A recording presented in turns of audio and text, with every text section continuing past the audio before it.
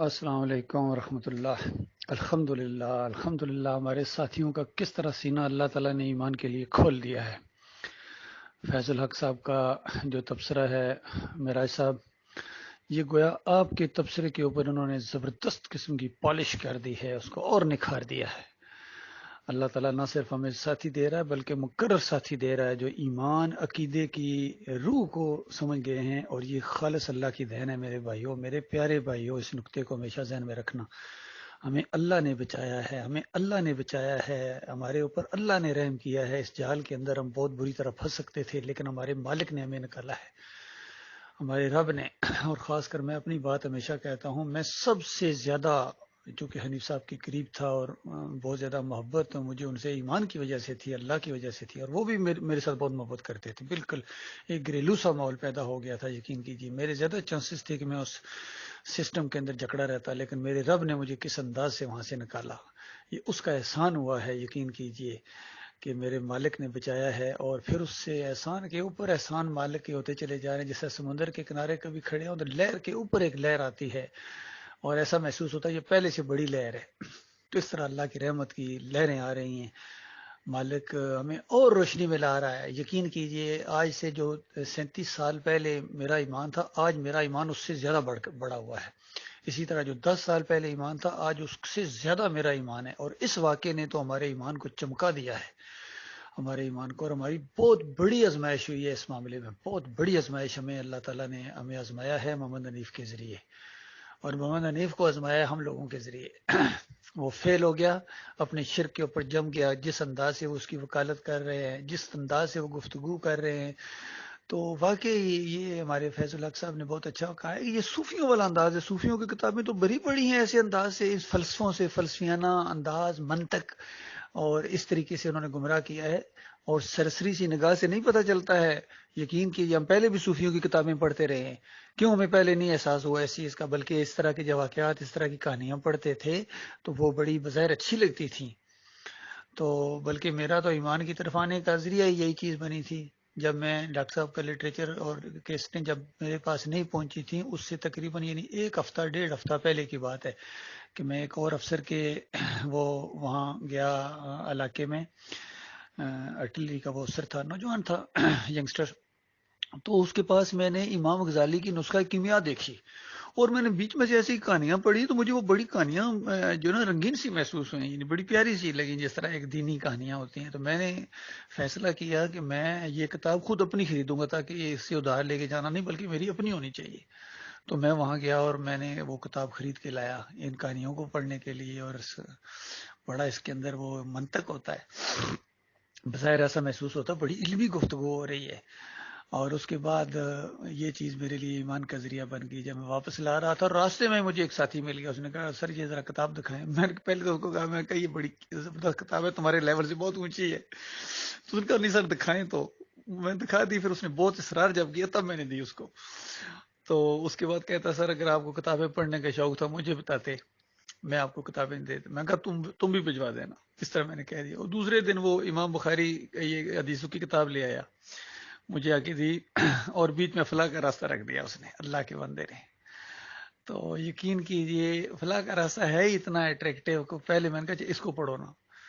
میں نے جب 4 صفحوں والا کتابچہ پڑھا تو یقین کیجئے میری دنیا بدل گئی، پوری طرح میں ڈھیر ہو گیا کہ دعوت ہے تو یہ دعوت ہے، کوئی عالم دین ہے تو یہ عالم دین ہے، کوئی مجاہد ہے تو یہ مجاہد ہے۔ اور اس وقت میں نے فیصلہ کیا تھا، میرا رب جانتا ہے، اس وقت مجھے کوئی پتہ نہیں تھا محمدی گل کون ہے اور محمد حنیف کون ہے اور اعظم صاحب کون ہے، مجھے کوئی پتہ نہیں تھا۔ اس وقت میں نے فیصلہ کیا تھا، میں نے کہا میں ڈاکٹر عثمانی کا ساتھی ہوں، اور بلکہ میں نے اسی وقت فیصلہ کر لیا کہ اگلے جمعے کو میں کراچی جاؤں گا، اور ایک بات ڈاکٹر صاحب کو میں نے کہنی ہے کہ ڈاکٹر صاحب کوئی ایک انسان بھی اگر آپ کا ساتھی نہیں ہے تو ارشد کرملائی آپ کا ساتھی ہے، آپ کے ساتھ جو ہے اس راستے میں اپنی جان قربان کرنے کو بھی وہ اپنی سعادت سمجھے گا، لہٰذا پیچھے نہیں ہٹنا ہے۔ میں تو اس انداز سے ڈاکٹر صاحب کو ملنا چاہ رہا تھا کہ اب پیچھے نہیں ہٹنا ہے، تو بتاؤ میں اب پیچھے ہٹوں گا؟ جب میں نے اس وقت میرا ارادہ یہ تھا کہ پیچھے نہیں ہٹنا ہے، میں ڈاکٹر صاحب کو کہوں گا پیچھے نہیں ہٹنا ہے۔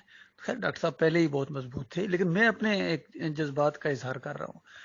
اور اس وقت میں نے اسی کے بعد میں نے بسوں کے اندر میں نے دعوت اللہ شروع کر دی، راجہ بازار راولپنڈی میں نے دعوت اللہ شروع کر دی، جہاں مجھے مولتا فوج کے اندر میں نے دعوت اللہ شروع کر دی۔ مجھے اس وقت نہیں پتا تھا ایک جماعت بھی موجود ہے اور محمد حنیف اس کے امیر ہیں۔ اب میں محمد حنیف کی وجہ سے ڈاکٹر عثمانی رحمۃ اللہ علیہ کو چھوڑ دوں گا، اتنا تمہیں سمجھ نہیں آتی ہے؟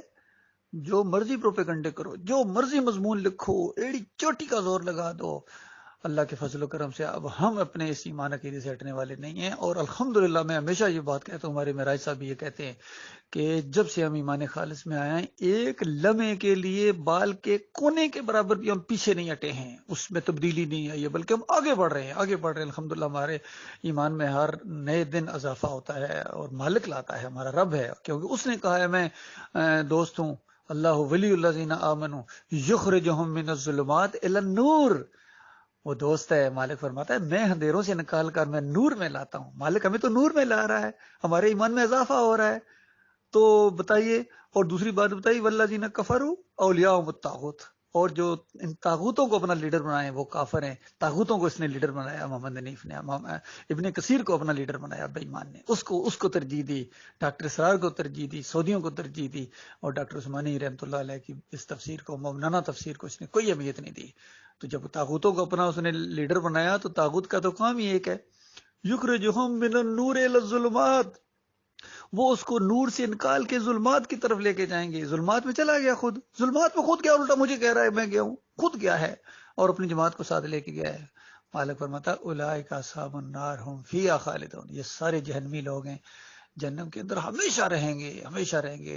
میں یقین کیجیے حیران ہوں، ترس آتا ہے مجھے ان کے اوپر، ان بدبختوں کے اوپر۔ جیسا کل پرسوں یہ خبر آئی ہے اس کی عامر لیاقت کی، تو کتنی پھرتیاں تھیں اس کی، کتنے اس نے کفر بکے تھے، شرک بکے تھے، اور آخر اسی شرک کے اوپر اس کی موت آ گئی۔ بتائیے اب دوبارہ کبھی واپس نہیں آ سکے گا، کبھی واپس نہیں آ سکے گا، کبھی واپس نہیں آ سکے گا۔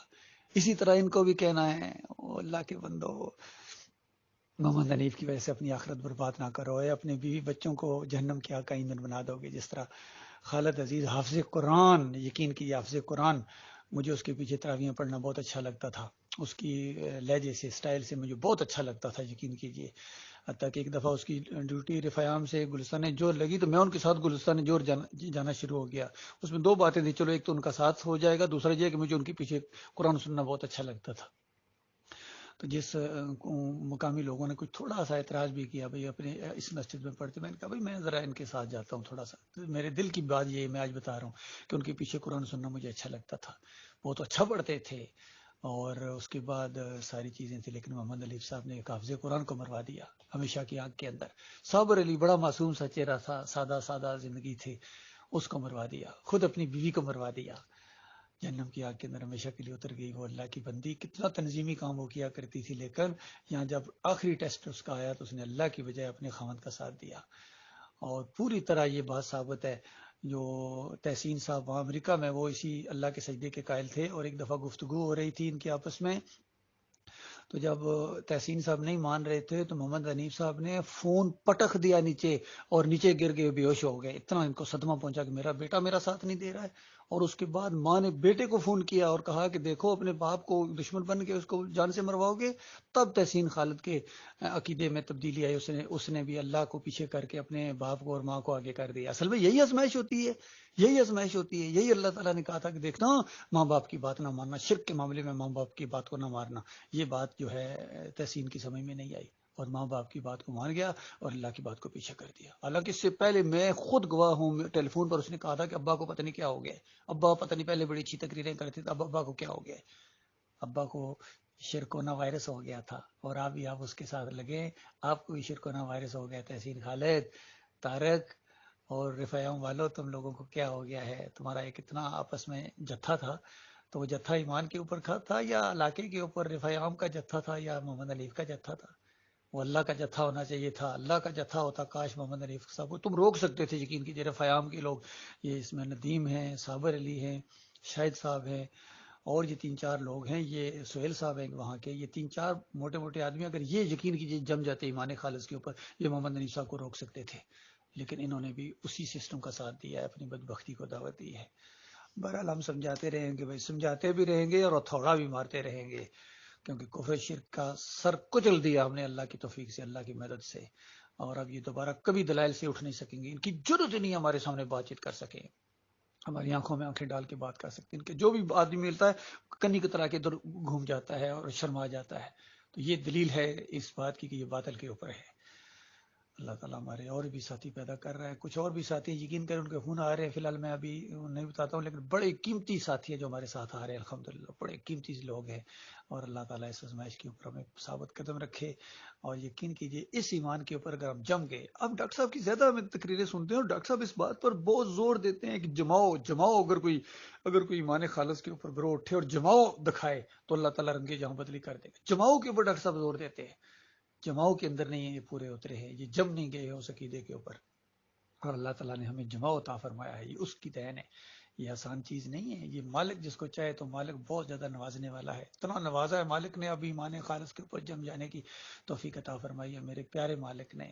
ہم اپنے مالک سے ہمیشہ یہی دعا مانگتے ہیں، یا اللہ جم جانے کی توفیق عطا فرمائے، جم جانے بہت بڑا جہاد کریں گے ہم پہاڑوں سے ٹکرا جائیں گے، ہم پوری دنیا سے ٹکرائے جائیں گے آپ کے بھروسے کے اوپر انشاءاللہ.